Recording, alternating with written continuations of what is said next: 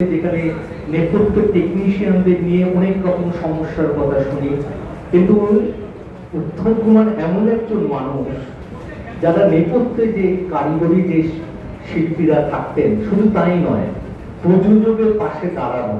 আপনারা সবাই জানেন যে শঙ্করেদা ছবিটি মাত্র 5,000 টাকার বিনিময় বা সাম্মানিক নিয়ে তিনি অভিনয় করেছিলেন এবং সেটা সুপার ডুপার হিট।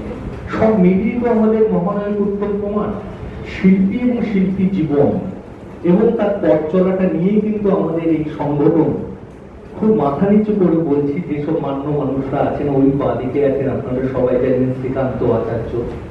শ্রীকান্ত দা তো তার মরণে, বোধে, চেতনায়, শুধু তাই নয়, আমরা বিশ্বাস করি যে এই যে কোনো সময় দাঁড়িয়ে শ্রীকান্ত দা তো আলোর শব্দ উচ্চারণ করেন। তিনি আমাদের এই সংগঠনের খুব একজন মান্য আপনজন। আছেন আমাদের সহ সম্পাদক, আপনারা সবাই জানেন, বিশেষ করে বাংলার শিল্প সংস্কৃতির সাথে যুক্ত শ্রদ্ধেয় নাম রাজীব পাল। আছেন আরেকজন, অবশ্য ক্রীড়া এবং সংস্কৃতি মিলেই তো আমাদের জীবন, বিশেষ করে ক্রীড়া সংস্কৃতির সাথে যুক্ত শুধু নয়, আমাদের চিফ মেন্টর শ্রী সুব্রত দত্ত আমাদের মধ্যে উপস্থিত আছেন। মধ্যমণি হয়ে আছেন। 11-12 বছর ধরে যে গর্ভ যন্ত্রণা নিয়ে আমাদের এই অনুষ্ঠান শুরু করেছিলাম, করোনার সময়ও আমরা স্তব্ধ থাকিনি। আপনারা সবাই জানেন, যখন মহামারী, সে বছরও কিন্তু, সেই পরপর 2 বছরও কিন্তু আমরা মর্যাদার সাথে আমরা এটা পালন করেছি। শ্রদ্ধেয় সম্পাদক তন্ময় কর আছেন, বিশিষ্ট অভিনেতা। শুধু তাই নয়, আমরা বিশ্বাস করি আমাদের কালচারাল অ্যাডভাইজার শ্রী কুশল চক্রবর্তী আমাদের মধ্যে উপস্থিত আছেন, এবং সর্বোপরি আমাদের সভাপতি মান্য নৃত্য ব্যক্তিত্ব শ্রদ্ধেয় অমিত ঘোষ আমাদের মধ্যে উপস্থিত আছেন। সবার নাম বলেছি। আমি প্রথমেই মান্য সম্পাদককে দেব, তিনি আপনাদের কাছে রাখবেন। শুধু একটি কথাই মাথা নিচু করে বলতে চাই, এই মহানগরে প্রচুর অনুষ্ঠান হচ্ছে। যত উত্তম কুমারকে নিয়ে আমরা আলোচনা করব, আমরা চর্চা করব, সেটা তো আমাদের কাছে একটা আনন্দের বিষয়, গর্বের বিষয়। কিন্তু মান্য বৈদ্যুতিন গণমাধ্যম বা সংবাদপত্র বা অন্যান্য মিডিয়া থেকে যারা এসেছেন, আমরা চাই উত্তম কুমার তার সামাজিক যে দায়বদ্ধতা পালন করেছিলেন। 23শে জানুয়ারি তিনি স্বদেশ পর্যায়ে গান লিখলেন, তিনি সুর দিলেন। 23শে জানুয়ারিতে তিনি সেই অসাধারণ গান লিখেছিলেন। কবি অচিন্ত কুমার সেনগুপ্ত কিন্তু আমাদের মহানায়ককে নিয়ে কি অসাধারণ একটি কবিতাও লিখেছিলেন। এখন সামগ্রিকভাবে উপস্থাপনা করবেন আমাদের মান্য সম্পাদক, আমাদের খুব আদরের নাম তন্ময় কর। নমস্কার, সবাই আপনাদের বলছি, যেটা আমাদের সঞ্চয় মহাশয় বললেন, আপনারা নিশ্চয়ই করে কেন কিন্তু যারা সবচেয়ে শ্রদ্ধেয় ব্যক্তিরা আছেন তাদের পরিচয় দেওয়াটা দরকার। নিজের পরিচয় নিজের পরিচিত। আমি প্রথমে রিকোয়েস্ট করব, আমাদের এখানে অত্যন্ত শ্রদ্ধেয় শ্রীকান্ত আচার্য মহাশয় আছেন, যিনি ওই দিন আমাদের 3 সেপ্টেম্বর যে অনুষ্ঠান হতে যাচ্ছে,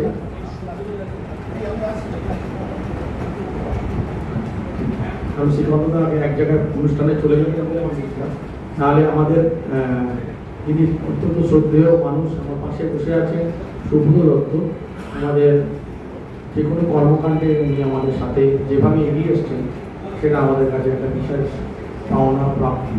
তো আমি সুব্রতদাকে রিকোয়েস্ট করব আমাদের এই অনুষ্ঠান, এই প্রোগ্রাম নিয়ে কিছু বলার জন্য।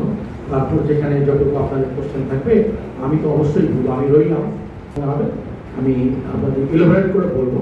কিন্তু আমাদের এই শ্রদ্ধেয় মান্য মানুষগুলো বক্তব্যটা সবসময় পাওয়া যায় না, তাদের কাছে একটু শুনুন।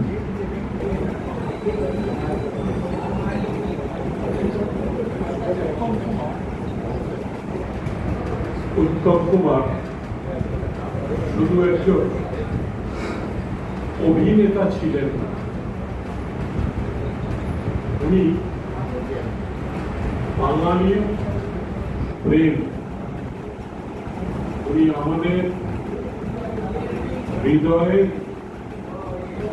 খুব কাছাকাছি সবসময় অবস্থান করেন। উনি রোমান্টিকতার প্রতীক, উনি আমাদের আবেগ, আমাদের অনুভূতি। অভিনেতারা জনপ্রিয় হয়, অভিনেতারা শিল্পী হয়,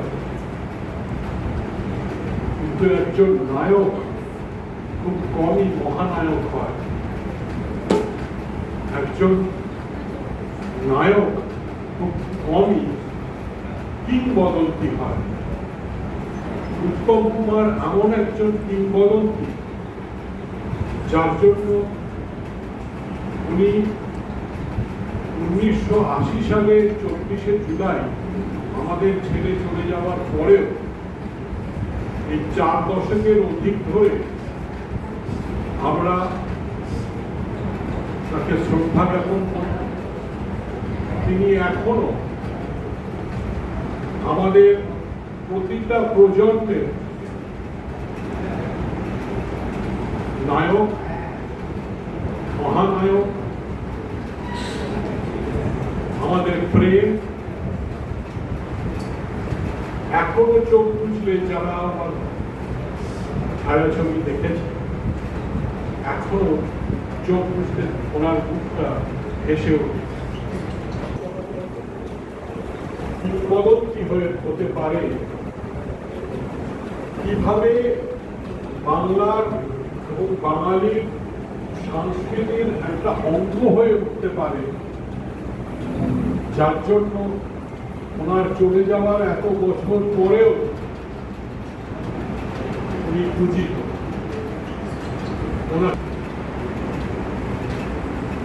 আমরা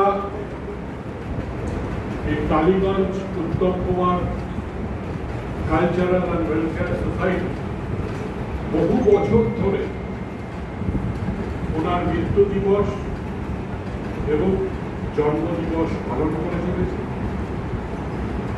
এবছর তো জন্ম শতবর্ষ।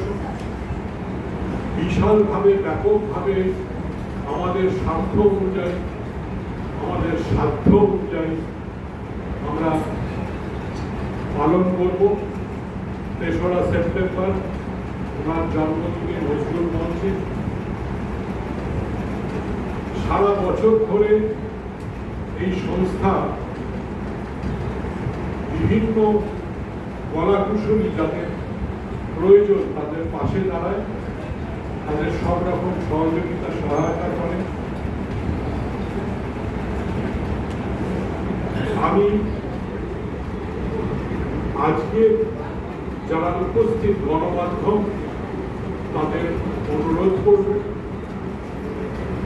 যে বাঙালি মনের গভীরে কাদামাটিতে ভারী পায়ে দাগের মতো যেরকম উত্তম কুমার বেঁচে আছে আমাদের প্রত্যেকের হৃদয়ে, সেটাকে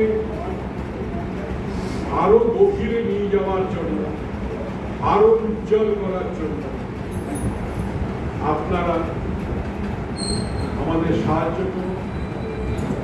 আপনাদের সহযোগিতায় আমাদের এই প্রয়াস সার্থকতা পাবে, সফলতা পাবে। আমি তাই এখন অনুরোধ করব, এই আমাদের এই মঞ্চে যারা উপস্থিত, সেখানে অভিনেতাও আছে, শিল্পপতি আছে, স্বনামধন্য প্রচন্ড জনপ্রিয় গায়ক আছে, ক্রীড়া সংগঠক আছে এবং সাংস্কৃতিক জগতের বড় সংগঠক আমার পাশেই বসে আছে। আমি অনুরোধ করব একে একে আপনাদের সামনে তাদের আবেগ উত্তম কুমার সম্বন্ধে তুলে ধরার